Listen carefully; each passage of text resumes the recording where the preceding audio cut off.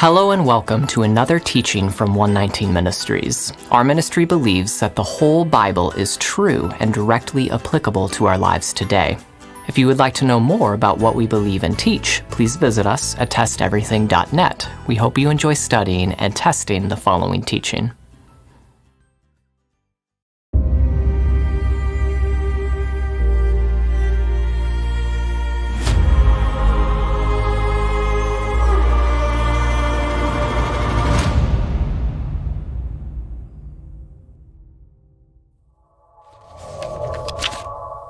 Have you ever had your expectations utterly shattered?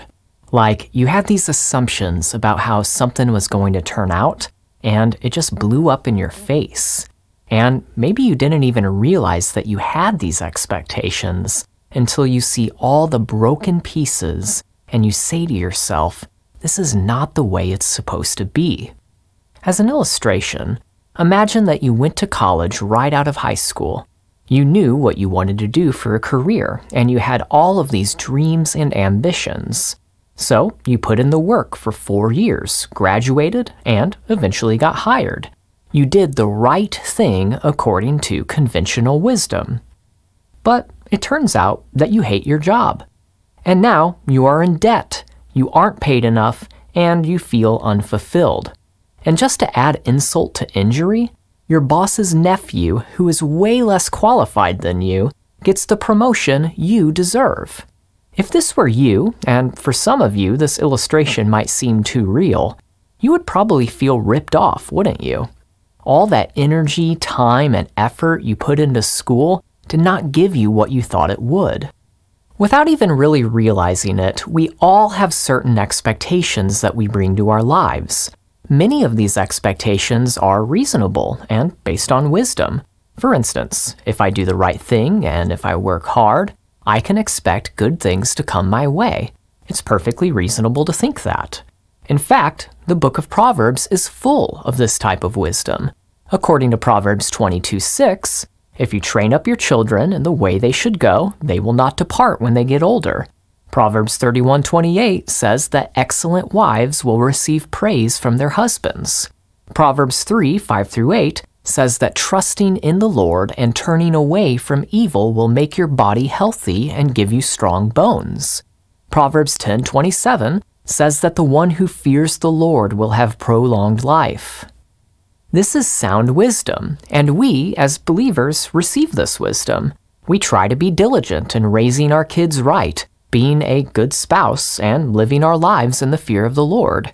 A big reason we do this is because we recognize that we can expect good things to come our way when we do the right thing and when we work hard. But then something happens. Your son or daughter grows up and wants nothing to do with you or God. They depart from the values that you raised them with. The husband you loved and served as a faithful Proverbs 31 wife does not praise you. In fact, he left you for someone else. You trusted in the Lord your whole life and tried to live a healthy lifestyle, but you've been diagnosed with a chronic illness. Someone you know and loved, a good, godly man who feared the Lord, died young and unexpectedly, leaving behind his young family in bitter grief and heartache.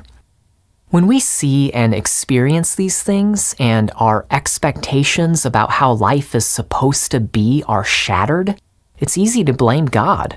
How could you allow this to happen, God? I faithfully served you, we cry out. Some people even walk away from their faith entirely because they can't reconcile their expectations with their experiences. It's jarring when we still get burned, even though we did everything right. If righteousness and hard work do not guarantee happiness and prosperity, then what should we do with our lives? Do our lives have any real meaning? What's the point? The book of Ecclesiastes addresses this tension between how we might think life should be and how life really is, and it offers us a different way to think about it. Ecclesiastes gives us some wisdom on how we can function despite all the uncertainty and confusion we experience under the sun. let's dive into some passages from this book and see what we can learn. Ecclesiastes 1 through 2. The words of the preacher, the son of David, king in Jerusalem. Vanity of vanities, says the preacher. Vanity of vanities, all is vanity. Who is the preacher, this son of David? Well, traditionally, he is identified as King Solomon. Regardless, what's most interesting about the book of Ecclesiastes is that there are two people speaking to us. The preacher in the book is not actually the same person as the author. He's a character in the narrative. The author, who is anonymous, introduces the preacher in verse 1, and then the preacher takes over for almost the entire rest of the book. That's why verse 2 reads, Vanity of vanities, says the preacher. In the last chapter, the preacher's speech concludes in the same way. Ecclesiastes 12:8. Vanity of vanities, says the preacher, all is vanity. After the preacher concludes his speech, the book's author spends a few verses evaluating the preacher's message. So, regardless of who the preacher is, he is not the author of the book, but rather a character. The author introduces this preacher to us, gives him the floor, so to speak, and then shares some concluding thoughts on the preacher's message. Once again, this preacher is a son of David, king in Jerusalem. This identification is why the preacher is traditionally understood to be Solomon, perhaps writing in his old age, even though the book never explicitly mentions Solomon. Regardless, the author of the book invites us to examine life from the perspective of this preacher, this Solomon character, if you will. As king in Jerusalem, this character has had all the experiences and opportunities one could imagine, and is thus able to speak to life's biggest questions. So, what is the preacher's central thesis? Well, as we can see in his opening and closing remarks, it is that all is vanity. This word, vanity, is repeated numerous times throughout the book. Other translations render it as meaningless or futility. In Hebrew, the word is hevel, which literally means breath or smoke. The preacher uses this word, hevel, as a metaphor to describe life. Life is fleeting like a mist. It's here for a moment and then gone. James captures this idea in his epistle.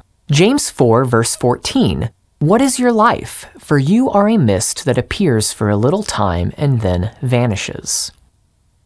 Hevel can also mean enigmatic. The preacher describes life as unpredictable and elusive. Like smoke, you can see it, it's there, but the moment you try to grasp at it, it's gone. As soon as you think you have everything figured out, you realize that you don't. Here's a passage that expresses this idea. Ecclesiastes 8, verse 14. There is a vanity that takes place on earth, that there are righteous people to whom it happens according to the deeds of the wicked, and there are wicked people to whom it happens according to the deeds of the righteous. I said that this also is vanity. We read this and we immediately recognize that this isn't the way it should be. Wicked people should get bad results from their bad behavior, and righteous people should get good results from their good behavior. That's justice. In another passage, the preacher notes that he has seen good people die young and horrible people live long lives. Ecclesiastes 7:15. In my vain life, I have seen everything. There is a righteous man who perishes in his righteousness, and there is a wicked man who prolongs his life in his evil-doing. Once again, we read this and immediately recognize the apparent injustice of it. Shouldn't we expect good people to live long lives? After all, isn't that what Proverbs says? Proverbs 10:27. The fear of Yahweh prolongs life, but the years of the wicked will be short. So what's going on? Do Ecclesiastes and Proverbs disagree? Well, no, that would be overly simplistic. The book of Proverbs should not be taken as a book of promises. Proverbs speak to the way life generally goes, but the stated outcomes of certain behavior in Proverbs should not be understood as guaranteed. Also, the preacher in Ecclesiastes does admonish us to fear God and live wisely, and he even indicates that life will generally be better when we do so. However, the preacher in Ecclesiastes repeatedly points out that there are no guarantees in life under the sun. While life does work out the way we might expect it should sometimes, that isn't always the case. Often, wicked people prosper and righteous people suffer. Justice does not always prevail in our fallen world. The preacher considers this hevel. It's an enigma. There is no certainty in it. Let's keep going. Ecclesiastes 1 verse 3. What does man gain by all the toil at which he toils under the sun? This phrase, under the sun, is another important phrase consistently used throughout the book of Ecclesiastes.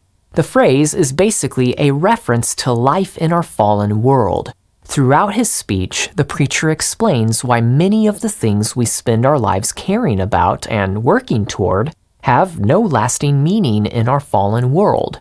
Here's what he says, Ecclesiastes 1 verses 4 through 11. A generation goes, and a generation comes, but the earth remains forever. The sun rises and the sun goes down, and hastens to the place where it rises. The wind blows to the south and goes around to the north. Around and around goes the wind, and on its circuits the wind returns. All streams run to the sea, but the sea is not full. To the place where the streams flow, there they flow again. All things are full of weariness. A man cannot utter it. The eye is not satisfied with seeing, nor the ear filled with hearing. What has been is what will be, and what has been done is what will be done, and there is nothing new under the sun. Is there a thing of which it is said, see, this is new? It has been already in the ages before us. There is no remembrance of former things, nor will there be any remembrance of later things yet to be among those who come after. What is the preacher saying here? Basically, time is going to erase everything you've ever achieved. Eventually, nobody will remember you or the things you've built. The sun rises and sets continually, and everything you've done will pass away in time. So really, what lasting significance does your life have under the sun? It's all going to be forgotten. When I was 18 years old, I was in a Christian rock band. This was during the MySpace era. Every band had a MySpace page. That's just what people used to promote their music. I remember spending countless hours requesting people to follow my band's MySpace page. Over time, our audience grew significantly. But then everyone stopped using MySpace. Facebook took over, and MySpace became irrelevant. All that energy I put into building up a MySpace audience for my band came to nothing as time went on. The same thing is going to happen with these newer social media platforms. That TikTok video you made that went viral? Nobody will remember it hundreds of years from now. TikTok won't even be a thing anymore. It will go the way of Vines. What, you don't remember Vines? Exactly. We put all our time and energy into things that ultimately will be forgotten. We build successful businesses and careers. We write and publish books. We work to preserve endangered species. We build up a tolerance to spicy foods so that we can eat the world's hottest pepper and get our picture put on the wall at the famous restaurant. But the sun will still rise and set, and everything you've done and cared about will pass away in time. So what lasting significance do your achievements or social status have under the sun? It's all going to be forgotten. This is the way it's always been, and it holds true even on a larger scale. For instance, people collectively put energy into building entire empires that eventually just pass away. The Persian Empire? It was a powerful empire. It lasted about 200 years. The Persians controlled basically the entire Middle East. They were the premier power in the world, like the United States was in the 20th century. But most people today don't know anything about the Persians. They were conquered by Alexander the Great. And after Alexander the Great's death, his own empire was then torn apart by a series of civil wars fought between his successors. Empires rise and fall. Given enough time, even the greatest accomplishments of humanity, individually and collectively, will pass away. And if that's not depressing enough, the preacher reminds us of another reason that life under the sun has no real, lasting significance. You are going to die. Ecclesiastes 2, verses 14 through 17. The wise person has his eyes in his head, but the fool walks in darkness. And yet I perceived that the same event happens to all of them. Then I said in my heart, what happens to the fool will happen to me also. Why then have I been so very wise? And I said in my heart that this also is vanity. For of the wise as of the fool there is no enduring remembrance, seeing that in the days to come all will have been long forgotten. How the wise dies just like the fool. So I hated life, because what is done under the sun was grievous to me, for all is vanity and a striving after wind. What is the preacher saying here? Basically, whether you are wise, foolish, rich, or poor, you're gonna die. You can't escape it. Oh, so you're a famous Instagram influencer? Good for you. You're still gonna die. You're a record-holding professional baseball player with countless fans?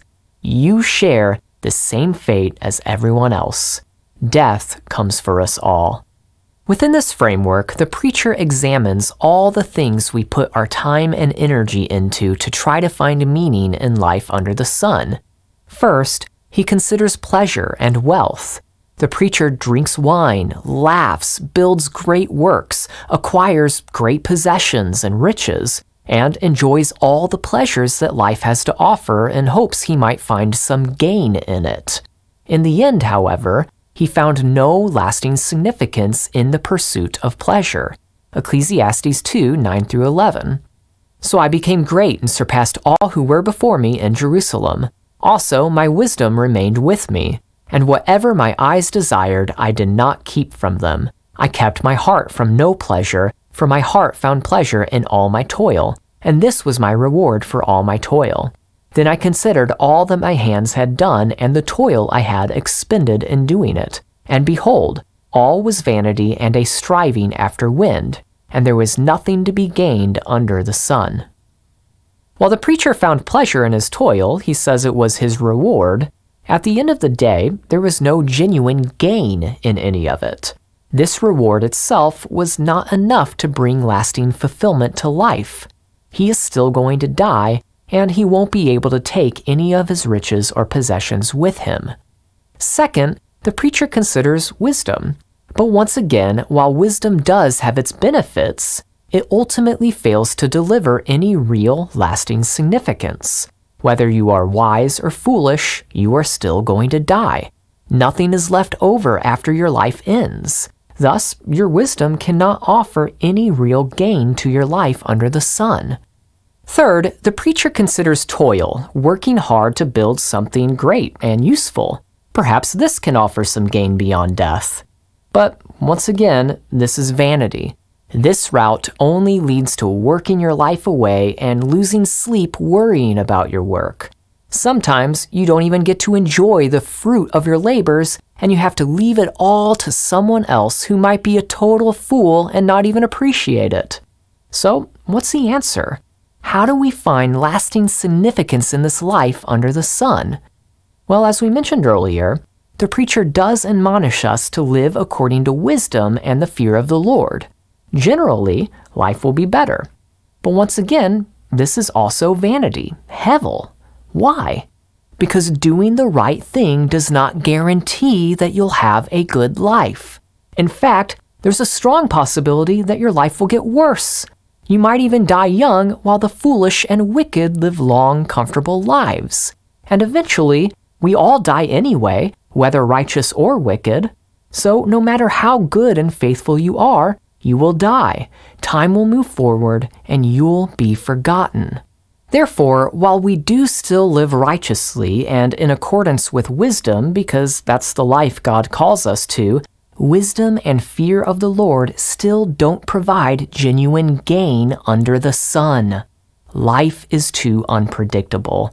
All is vanity. So how do we function amid all this hevel under the sun? The preacher's answer is to stop trying to control life and enjoy the good while you have it. Ecclesiastes 5:18-20.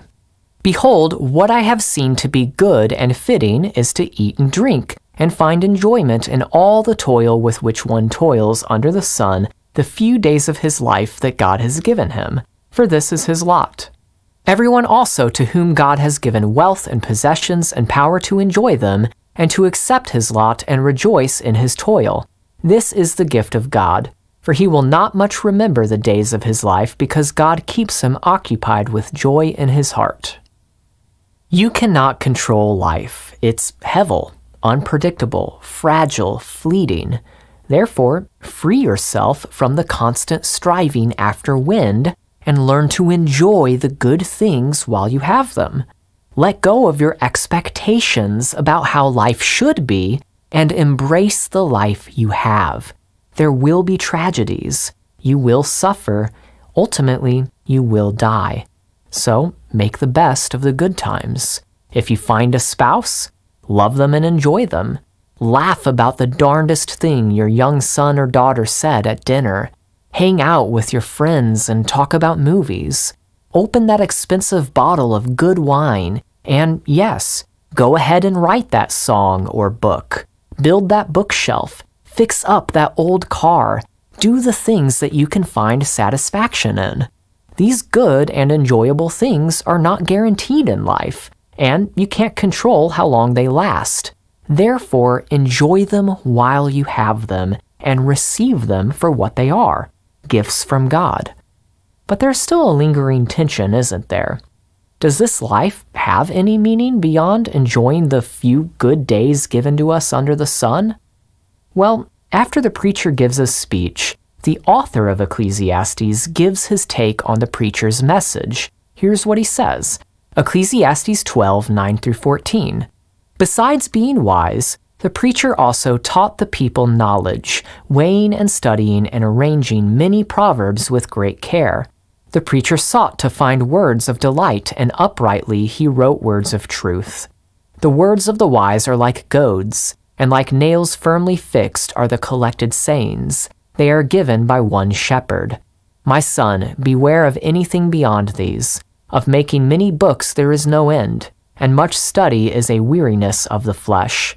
The end of the matter, all has been heard. Fear God and keep his commandments, for this is the whole duty of man. For God will bring every deed into judgment, with every secret thing, whether good or evil. Essentially, the author's takeaway is this. The preacher has some good and truthful things to say, but there is something more to keep in mind. That is, even if we can't make sense of certain things that happen in life, that doesn't mean life has no meaning. Even though life seems unpredictable and uncertain from our limited perspective, somehow it all makes sense from God's eternal perspective. We can take comfort in knowing that life is meaningful and what we do does matter, just not always in ways we can see. The point is that God does see. He brings every deed into judgment. Justice will prevail in the world to come. Therefore, fear God and keep his commandments. He will make everything right in the end. We pray you've been blessed by this teaching, and remember, continue to test everything. Shalom.